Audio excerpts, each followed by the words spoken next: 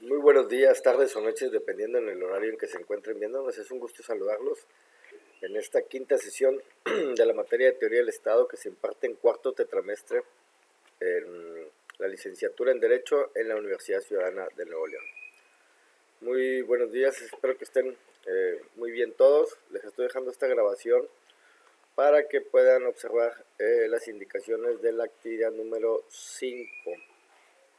Ya iniciamos en la sección 2, dejamos atrás la sección 1, las tres actividades. Como quiera les menciono que están abiertas todavía. Estas actividades todavía las pueden estar realizando, están abiertas hasta el 23 de febrero y que es antes del examen parcial, que también ya lo tienen visible, ya lo hice visible. Todas las secciones futuras todavía no están visibles, pero el examen ya para que lo vayan considerando. Nos faltan dos actividades para poderlo presentar. Y la que nos corresponde el día de hoy es la actividad número 5. Y aquí tenemos nuestro tema y nuestro objetivo. El tema es el desarrollo histórico de la ciencia política. Estaremos siguiendo hablando ahí también de la ciencia política. Y pues bueno, el objetivo es conocer los orígenes históricos de la ciencia política en el periodo medieval, estudiando fundamentalmente los teóricos de San Agustín y Tomás de Aquino, Santo Tomás de Aquino.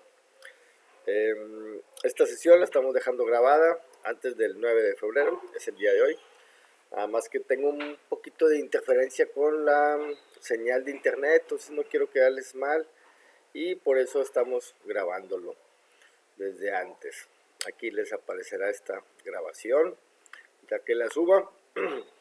Y bueno, también aquí les añadimos algunos videos referentes al tema: San Agustín de Hipona, Santo Tomás de Aquino, Maquiavelo, los filósofos que cambiaron el mundo y ciencias políticas concepto. Esta historia del mundo es un poquito largo, muy extenso. Esa es una aportación de su servidor también, pero me gustaría también que si tuvieran el tiempo lo podrían ver para que se dieran cuenta cómo evolucionó toda esta ciencia política, que estaremos hablando un poquito más adelante. Y bueno, la siguiente semana estaremos ya hablando del Estado moderno, ya un poquito conceptos más actuales. Pero bueno, eso lo dejaremos hasta la próxima semana. Aquí tenemos la actividad. Aquí tenemos la actividad número 5, ustedes saben. Le damos clic ahí en el apartado de el examen, que no es un examen, ya claro están, son actividades, están valoradas como actividades y son cuestionarios autoevaluables, en este caso del análisis de lectura sobre el desarrollo histórico de la ciencia política. Igual que los anteriores y que los posteriores, estaremos llevando a cabo 10 preguntitas con 4 posibles respuestas, de las cuales tan solo una es la correcta, y se les darán 3 intentos para poder realizar esta actividad. Cada uno de estos intentos tienen 60 minutos, una hora, suficiente tiempo para poder pues realizar su actividad, de estar comparando, aquí se trata de, como nuevamente les digo, de estar leyendo el capítulo bien cual debe ser y comprendiéndolo más que todo. En las páginas 98 a la 117 está relativamente muy pequeño este capítulo. En la unidad 4, el desarrollo histórico de la ciencia política, y del texto del maestro Francisco Javier Juárez Conapa, Teoría del Estado, que se encuentra ahí en el apartado de lectura base. Creo que todos ya lo han podido descargar. Alguno ahí me mandó el mensajito que no podía descargarlo, pero la mayoría creo que ya después se lo envié en la liga para que lo pudiera descargar, pero creo que todos, no ha habido ningún problema con estos detalles. Inclusive aquí hay 4 personas, porque como se los digo, yo les estoy dejando abierta la actividad desde el domingo. Ayer fue domingo 8 de febrero. Entonces pues igual y mucha gente tiene libre este día y aprovecha para poder ya ir avanzando. Sin embargo, tenemos hasta, aquí le voy a cambiar, voy a modificar la fecha, es 23 de febrero, no es 16. Nada más de una vez lo voy a mover aquí, tiempo 23. Es que les íbamos a dar una semana a cada uno, pero bueno, vamos a darles un poquito más de tiempo a todos, ¿ok? Ese es el curso de teoría del estado A y vamos al estado B, teoría del estado B. Como se pueden dar cuenta, está un poquito lento mi internet, entonces no les quiero quedar mal, no quiero fallarles y por eso les estoy dejando grabar esta sesión. Aquí abriremos esta y aquí también tenemos 16. Configuración y le pondremos 23 para que todos sepan que tenemos todavía 2 semanas para realizar esta actividad. No lo dejen para el último. Claro está que entre más pronto vayan haciendo sus actividades, más van acumulando sus calificaciones totales y ya pueden estar ustedes más tranquilos, ok. Más permítanme un segundito, está muy lento mi internet. Pero bueno, ahorita lo modifico, igual y no, aquí está, bueno, ya está, 23 para que no haya ningún problema con nadie. Bueno, vamos ahora sí al tema que nos toca ver esta semana. Bueno, me voy a desaparecer para no estar ahí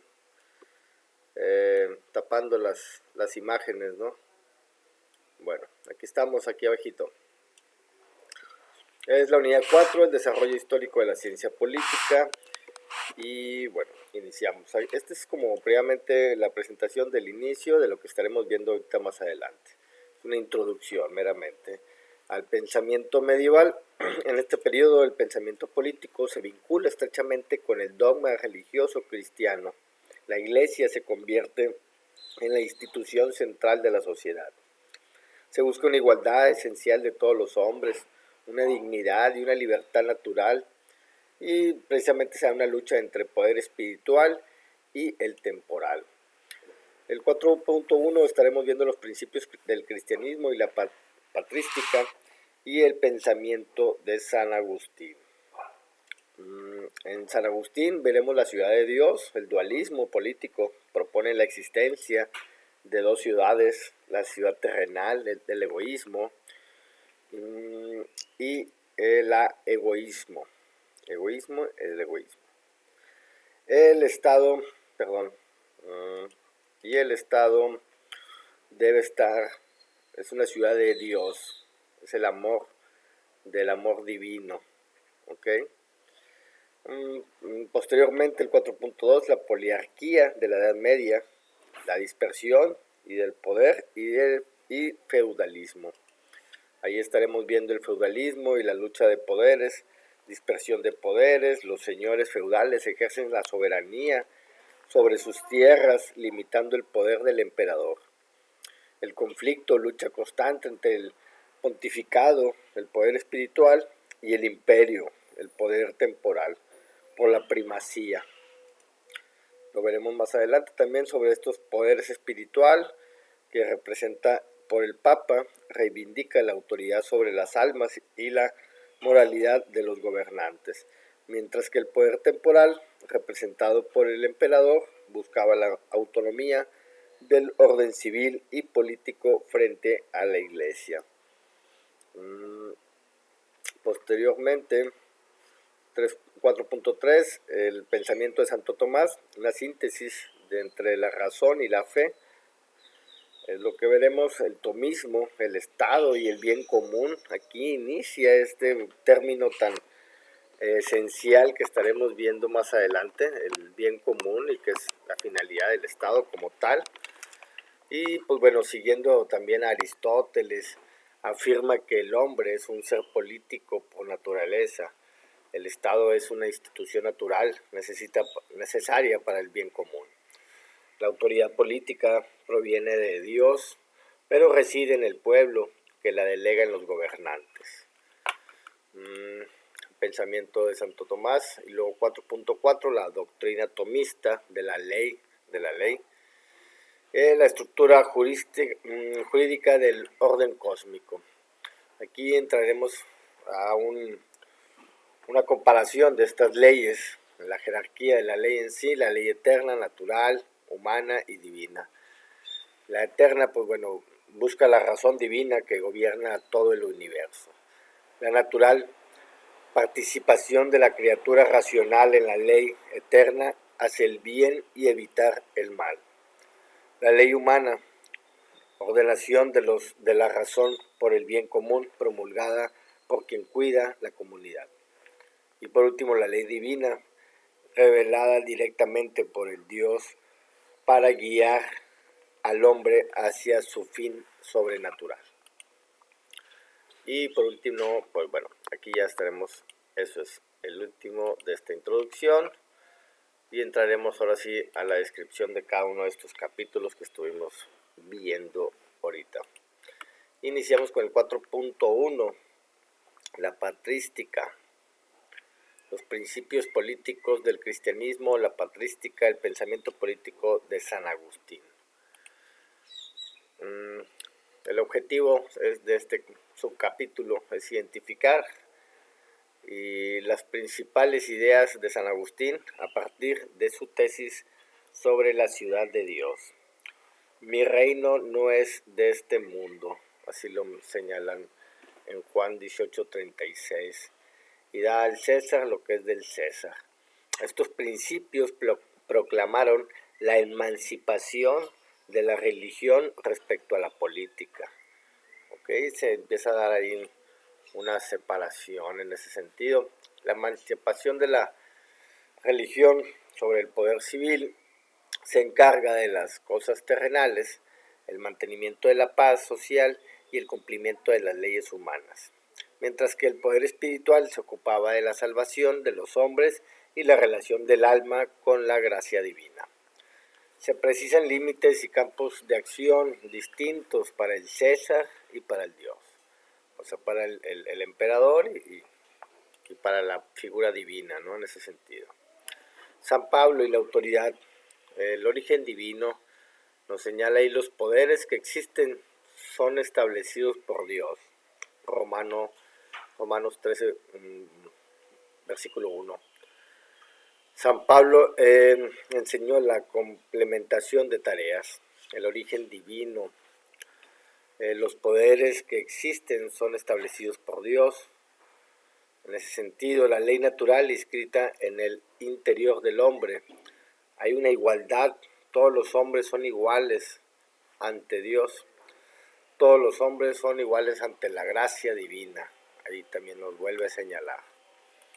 San Pablo, del sufrimiento al triunfo. Los imperios romanos persiguieron despiadadamente a los cristianos, modificando su visión del Estado. En el año 301 cesan las persecuciones tras el fracaso en frenar la fe, y en el 313 después de Cristo hay un edicto de Constantino, y oficializa la religión y toma el cristianismo como Teodosio, primero el cristianismo como única religión oficial. Con Constantino ya lo empiezan ahora sí que a aceptar de alguna otra manera en Roma. El César papismo, nos hablan sobre la subordinación. La iglesia quedó temporalmente supeditada al imperio, limitando la separación original. Eliminando la separación original, había una resistencia, el monastismo y la acción política de obispos occidentales lucharon por la independencia espiritual. Mientras que también había un eje de controversia. Durante miles de años, el debate político se centró en la relación entre el soberano secular y la iglesia. La patrística, ¿qué es la patrística? Ellos defienden el dogma y la organización teológica. Les desde el siglo I hasta el siglo XVIII. Para San Agustín de Hipona, la ciudad de Dios reconoce la autoridad del emperador proveniente de Dios y el deber de obediencia de los súbditos. Sin embargo, no admite la autoridad secular dentro de la Iglesia. La fe y moral son competencia de obispos y concilios. Gran aportación también de San Agustín de Hipona en ese sentido. Y hay una evolución de las dos ciudades, la ciudad de Dios y la ciudad terrenal. En sí, la ciudad de Dios representa el cristianismo, la iglesia institucional y finalmente la comunidad de los santos. Mientras que la ciudad terrenal simboliza el paganismo, el mundo fuera de la iglesia y la sociedad de los reprobos. Así nos lo señala el autor en ese sentido. Y bueno, también hay un sentido ahí de justicia, derecho y el pueblo. Hay un consenso en Roma, es el consenso de las civitas, y requiere un acuerdo básico sobre aquello que aman en ese sentido. Pero también debe prevalecer la justicia, una condición esencial de la res pública transfigurada por el cristianismo, que la sustenta un derecho. Según San Agustín, el derecho debe derivar de la caridad y tiene que hacerse mediante un mediador. Necesidad de Cristo para esclarecer el destino político. Como se pueden dar cuenta, todo pues influenciado por la religión cristiana en ese sentido. El valor de la paz, aquí también se le va concibiendo mucho el sentido del bien común, el valor hacia la paz entre los ciudadanos, y nos menciona la paz es la ciudad, la paz de la ciudad es la concordia bien ordenada de los ciudadanos en el gobierno y en la obediencia. Así nos lo señala San Agustín en la Ciudad de Dios, su obra más célebre. La paz es tan esencial que hasta los malvados la desean. Se plantea frente a las atrocidades de las guerras en días turbulentos.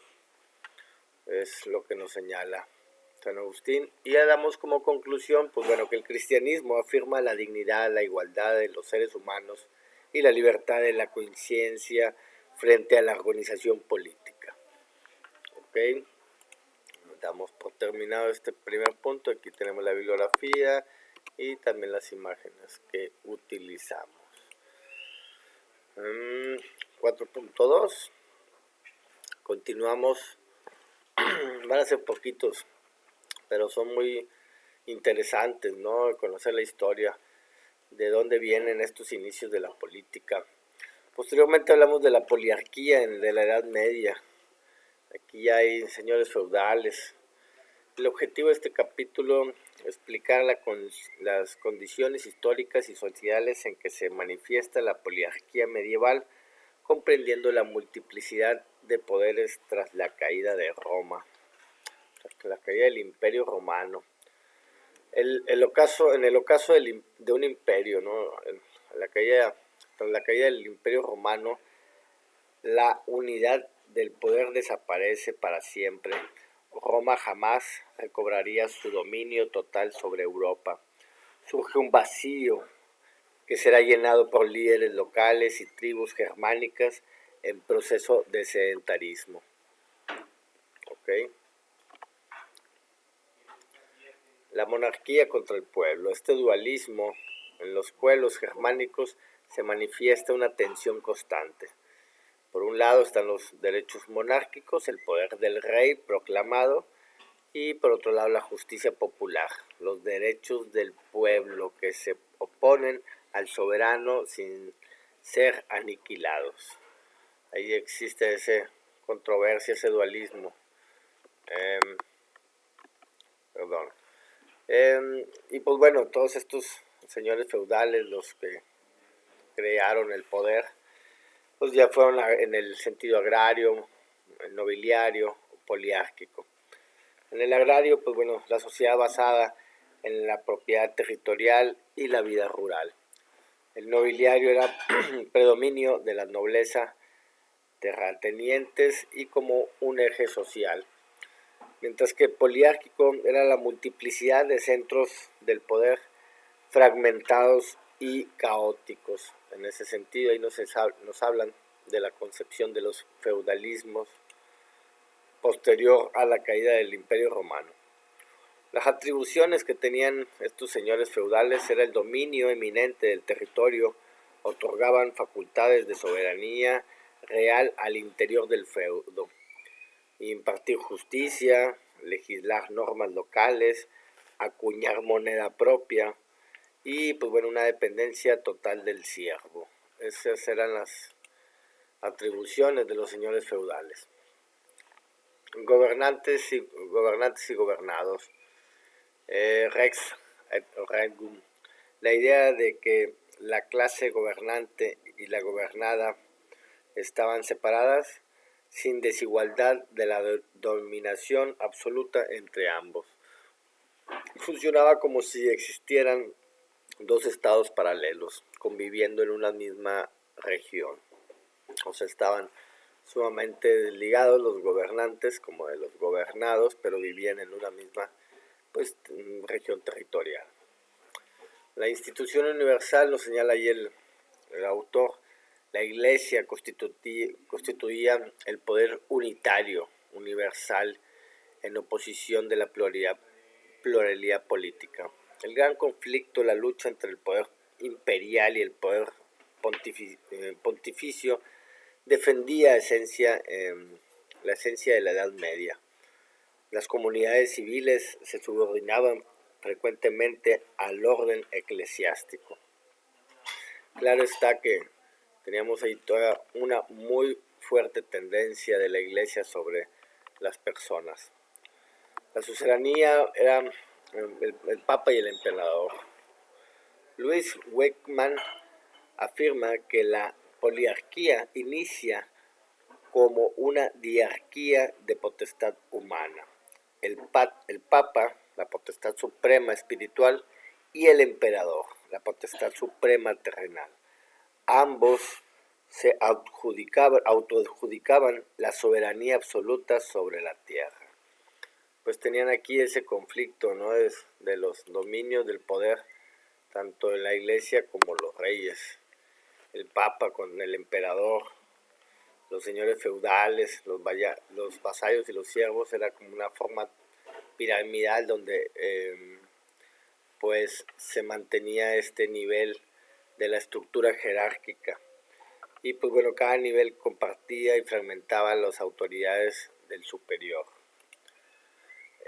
Hacia el Estado moderno, que lo que veremos en la actividad número 6, pero aquí veremos del siglo VIII al siglo, del siglo XIII al siglo XVI, nos hablan que los conflictos se resuelven gradualmente a favor de los reyes, fin de la suzeranías eclesiástica, ya deja de tener una dominación, y hay una desaparición de la poliarquía feudal.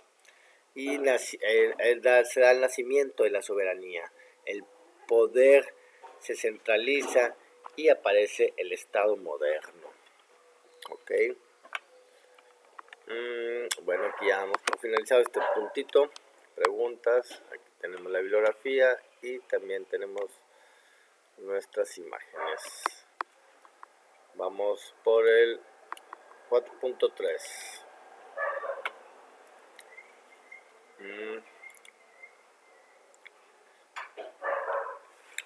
Ahí vamos, 4.3, el pensamiento político de Santo Tomás. Un gran personaje, y válgame que nos legó mucho de su pensamiento que todavía hasta hoy en día prevalece. Haremos una síntesis escolástica y el renacimiento de la ciencia política. Santo Tomás de Aquino, de 1225 al 1274. El legado del doctor Angélico, así nos lo señala el autor. Y bueno, su máximo representante de la tradición escolástica medieval. es el máximo representante. Reintrodujo la política de Aristóteles en la teoría occidental. Efectuó una fusión magistral entre el aristotelismo y San Agustín. Su enseñanza marcó el renacimiento de la ciencia política en Europa. Él, vaya, podríamos decir una mezcolanza ahí entre Aristóteles y San Agustín, y ya le dio su toque personal para crear este pensamiento, ¿no? El renacimiento de la ciencia política, la política como campo del saber. En su Proemium, Santo Tomás ubica a la ciencia política como el estudio de las comunidades destinadas al buen vivir. Define la política como una ciencia doble, especulativa y práctica. La especulativa siendo una observadora de lo real y la práctica utilidad para la acción social. Más adelante nos habla sobre la suma teológica y nos dice que la fuente primaria, aunque el tema político está disperso, la suma confronta a Aristóteles con los padres de la Iglesia y las Escrituras. Sustituye conceptos modernos por la idea de comunidades relacionadas basadas en la naturaleza humana y no en un contrato social. Así nos lo señala San Agustín, Santo Tomás, perdón. El origen de la comunidad, sustancias primeras, es la comunidad nace de la relación entre individuos, no de una invención jurídica. Se crean los bienes comunes, los bienes más importantes solo pueden ser obtenidos y gozados en común, y una naturaleza social. El hombre jamás vive solo. La sociabilidad es un hecho natural, no opcional. Así nos lo señala Santo Tomás, nuevamente. La doctrina de la ley. La ley es una ordenación de la razón para el bienestar común, promulgada por quien tiene a su cargo el gobierno de la comunidad. Santo Tomás de Aquino.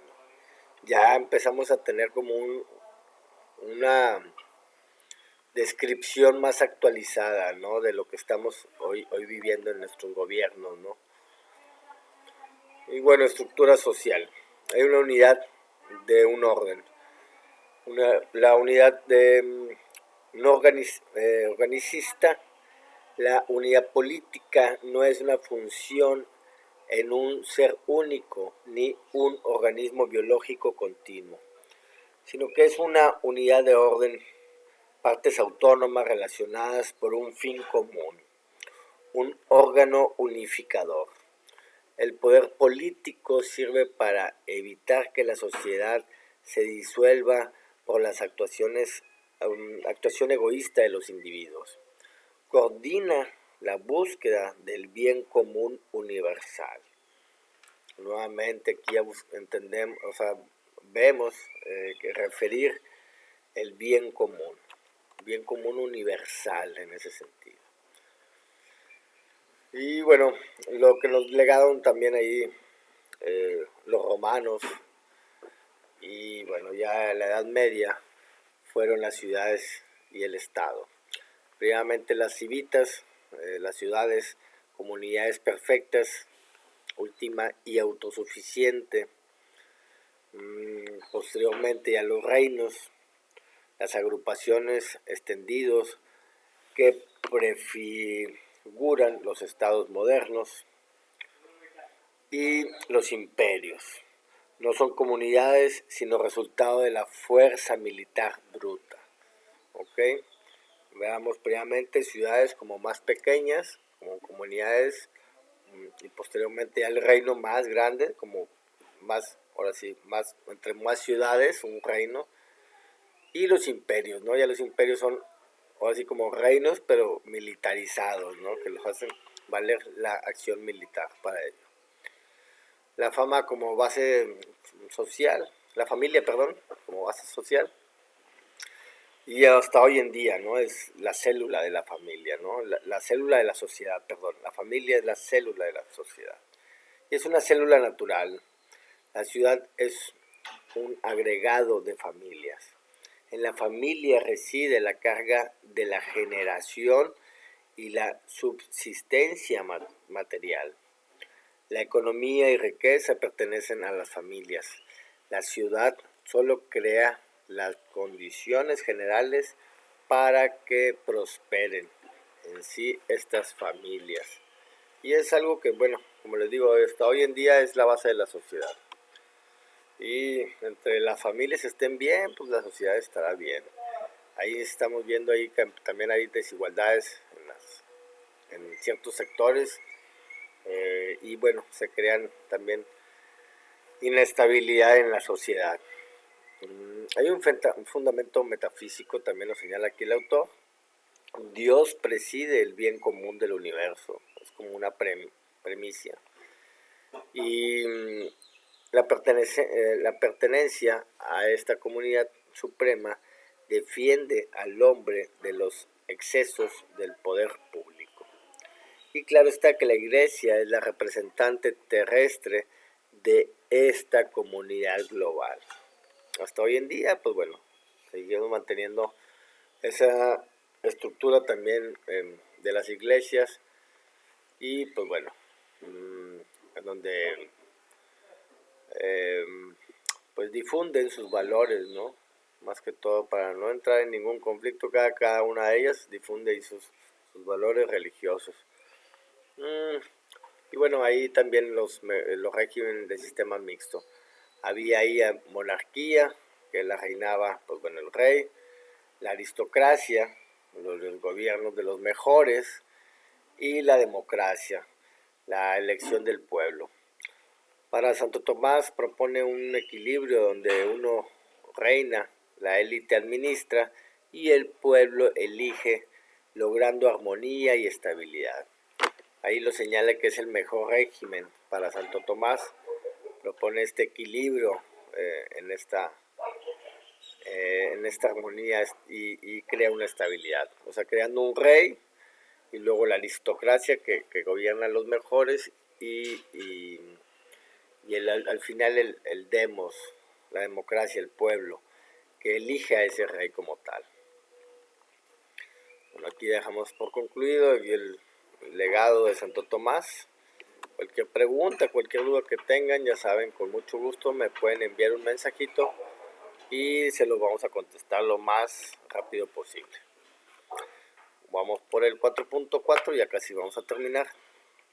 Ahora aquí ya le hicieron doctrina, aquí ya crearon toda una doctrina del pensamiento de Santo Tomás, ¿no?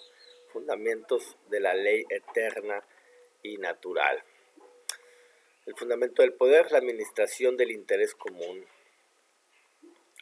El bien común, nuevamente vamos a referirlo y referiremos mucho hasta el finalizar esta materia, porque ese es el fin del Estado. El bien común,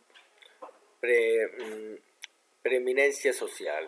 Para Santo Tomás, el fundamento del poder reside en la necesidad de dirigir el interés común. El bien de todos prevalece sobre los intereses particulares.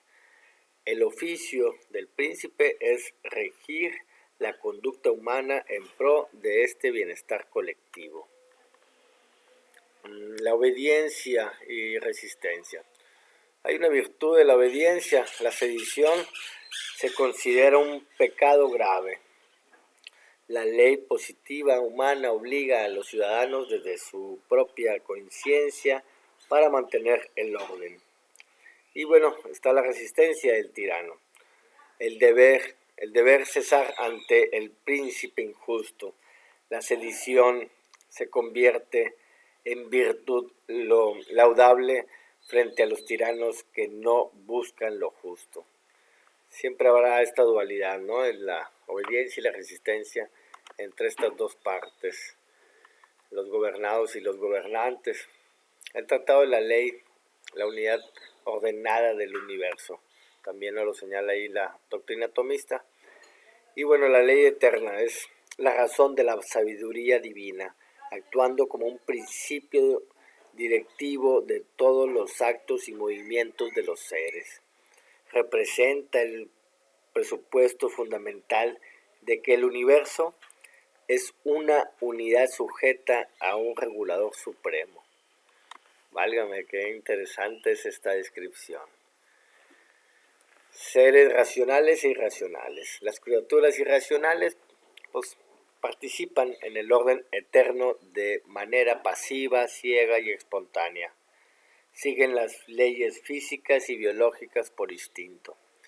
Mientras que los seres racionales, su participación es activa y voluntaria y libre. Poseen libre albedrío y se rigen por una ley étnica natural. Aquí nos da estos dos conceptos Santo Tomás, las criaturas irracionales y los racionales. Nosotros ya lo damos como un hecho, ¿no? Claro está, pero hace muchos años, digo, cientos de años, pues no se tenía esas concepciones como tal y por eso se le debe mucho a esta doctrina tomista, ¿no? La ley étnica natural es la impresión en el corazón, así nos lo señala Santo Tomás. No se encuentra en códigos escritos, sino en la mente. Es una impresión divina que permite distinguir lo bueno de lo malo. Es el entendimiento humano descubriendo el orden eterno dentro de sí mismo. Esa es la ley natural. Los atributos de la ley natural es universal, inmutable, indeleble. Universal porque se aplica para todos los seres racionales sin excepción. Inmutable porque deriva del orden eterno, no varía nunca en el tiempo. Indeleble, jamás se borrará del pensamiento del hombre. Muy excelentes características. Resumen de estas características, bueno, pues es objetiva, es independiente de la voluntad del sujeto, cognoscible, es el entendimiento, la descubre de forma innata, inmutable, permanente, basada en el orden eterno de los seres. Es la ley natural. Mientras que las necesidades de la ley humana, aquí ya cambiamos a otra ley, la ley eterna y natural no bastan para la vida de la comunidad, hace falta una ley humana positiva. ¿Ok? Y esta convierte las exigencias naturales en mandatos imperativos, creando un clima de seguridad y certeza jurídica. Bueno, aquí damos por concluida. Esta ley humana, pues bueno, ya es la que nos rige a todos como tal, los códigos, la creación de todas las normas, es la que se viene ya contemplando en aquel entonces como tal. También igual preguntas sobre esta síntesis de la razón divina y el orden social, con mucho gusto estaremos ahí tomando sus preguntas. Bueno, vamos por el último, 4.5, y daremos por concluida esta sesión. 4.5, validez permanente de la doctrina atomista, acomista. La vigencia del orden natural de la ciencia política contemporánea. El objetivo de este último subcapítulo es comprender la importancia y repercusión histórica de la doctrina de la ley en el pensamiento político de Occidente. El orden inalterado, la persistencia cósmica. La doctrina de Santo Tomás sigue siendo válida porque el orden del universo no ha variado. Este orden reside intrínsecamente en los seres y en las cosas. La realidad deriva de una estructura natural, eterna. La naturaleza humana y la existencia natural.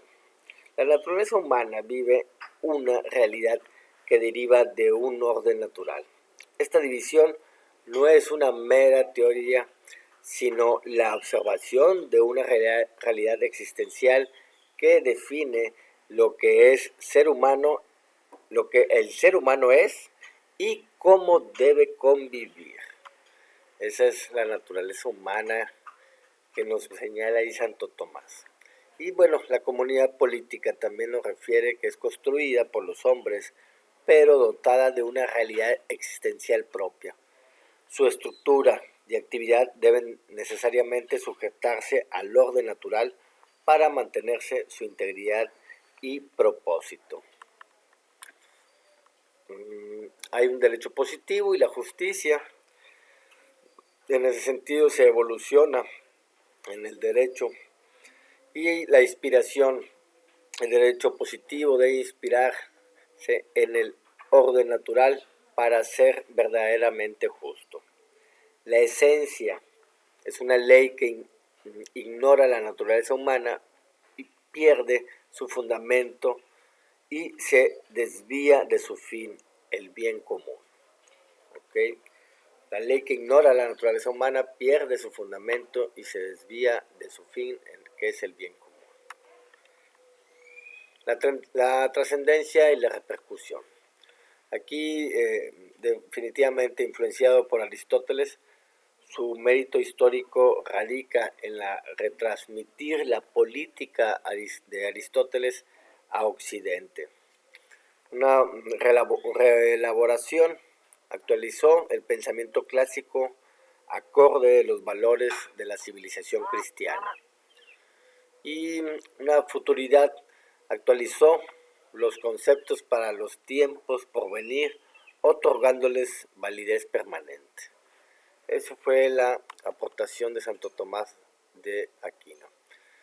Síntesis de valores. Santo Tomás tendió un puente magistral entre la razón de la antigüedad pagana y la fe de la revelación cristiana, creando una síntesis que fundamenta nuestra cultura política hasta hoy en día en ese sentido. La grandeza de su obra. Hay un método dialéctico y hay un rigor científico. El método dialéctico, hay una confrontación de tesis predecesoras sobre cada cuestión para hallar la síntesis. Esto es lo que estábamos platicando desde Aristóteles, San Agustín, estas tesis que estuvieron anteriores, y él se encargó de refrescarlas, por decirlo de alguna manera, y manteniendo un rigor científico, buscando la búsqueda incansable de la verdad a través de la razón y la observación sistemática. Y hay una modestia filosófica, lo señala ahí el autor, la teoría sobre la acción. Santo Tomás se mantiene en el nivel de las ideas generales como un filósofo y hombre de ciencia. Y pues bueno, mantiene la prudencia, deja a los hombres de las acciones, de la acción, la tarea de adaptar las leyes a las contingencias históricas de la ciudad. Futurista, todavía pensando en que las ciudades cambiarían, dejó abierta ese parámetro para poder ser modificados. Comparativa de las doctrinas. Aquí estaremos viendo el orden, la ley positiva y el poder.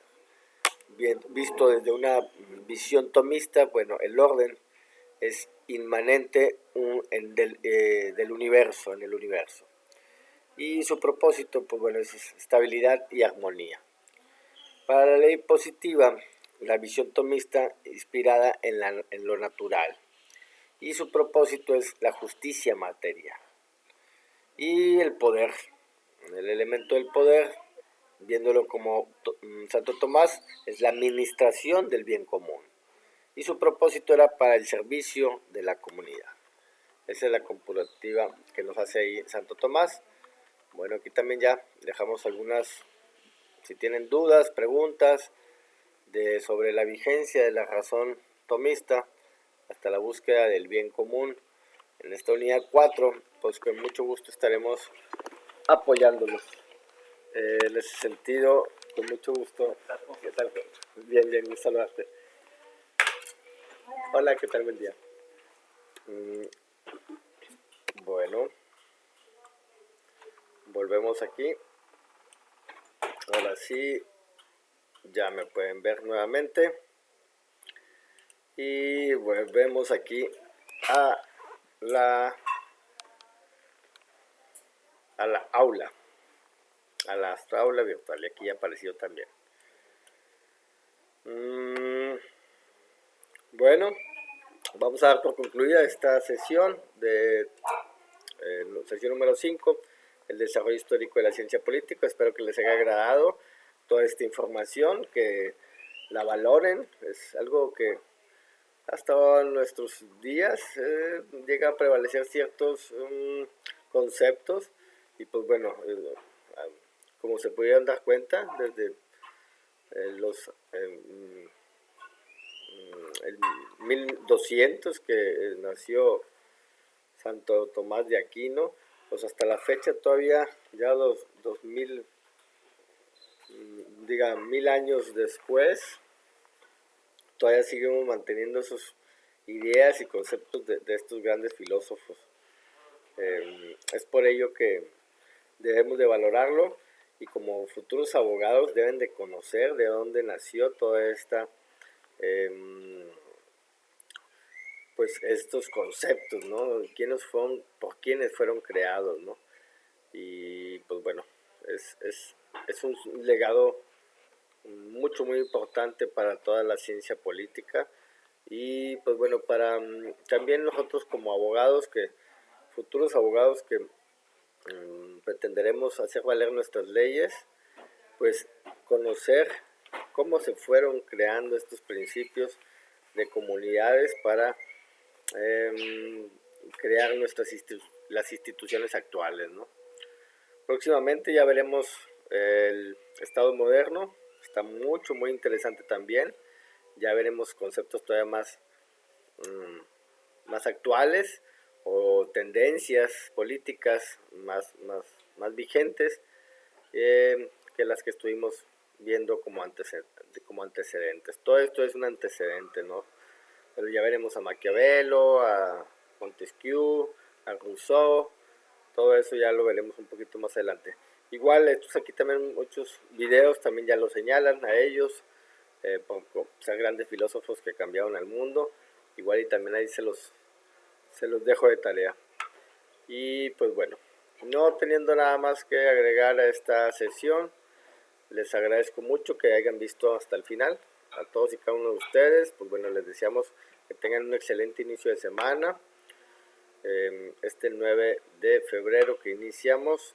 Y pues cualquier duda, cualquier comentario, cualquier aclaración, como siempre estamos a su entera disposición. Aquí mediante los mensajitos, ya les he estado respondiendo. Aquí tengo dos, pero son agradecimientos. Créanme que estamos ahí también sumamente agradecidos con ustedes por tomarnos en consideración todos estos pequeños detalles que hemos tenido al inicio de tetramestre. Pero claro, estamos ahí siempre al pendiente de todos sus mensajes. Es que no me deja abrirlos. Pero bueno, al ratito les agradezco. Ya los vi, son dos agradecimientos, vaya, de comentarios que también ya les hice a ustedes. Y pues bueno, hay cualquier duda, este es el método de estar ahí comunicando. Y si no, ya saben, ahí me buscan ahí en los participantes, ahí tengo que aparecer y ahí me van a buscar y ahí soy el único que estoy en la página 2 como profesor. Aquí estoy, José Alberto García. Dale un clic, aparecerá mi bitácora aquí, mi perfil, y aquí aparecerá, creo que enviar mensaje. Esta es la manera de cómo me pueden ustedes ahí mandar mensajes. Y ya, cualquier duda que tengan sobre el tema, los temas, me interesaría también, a ver si no entendí esto, no entendí qué quería decir Santo Tomás en esta situación, en este punto. Con mucho gusto estamos para resolver esas dudas. Y todo lo que esté sobre el tema, o igual cualquier otra materia que tengan. Yo soy abogado y pues ya conocemos un poquito ya de muchas materias y podemos estarlos ayudando también en cualquier otra situación que tengamos. Digo, sin transgredir las enseñanzas de mis compañeros tutores también, claro está. Digo, respetando también sus actividades y sus temas que están llevando. Bueno, ya lo saben, estamos abiertos todas estas actividades hasta el 23 de febrero. Y igual, también la 6 también la dejaré abierta hasta el 23. Bueno, esa sí era la del 23, porque era la de esa fecha, del 15 al 23. Bueno, cualquier duda, cualquier comentario, ya sabes, estamos aquí recibiendo sus mensajitos. Y aquí están. Es que no los podía abrir porque los estaban como recargados, pero aquí están presentes los dos mensajes. De Talili Vanessa, gracias, me dice, y Leonardo Daniel, saludos. Claro, ahorita los volveremos a contestar, se los volveremos a reivindicar, dependiendo de todo lo que me lleguen a solicitar. Bueno, no me extiendo más, muchas gracias. Cualquier duda, cualquier comentario, estamos a su entera disposición. Que tengan un excelente inicio de semana. Y bueno, cuídense mucho. Bye.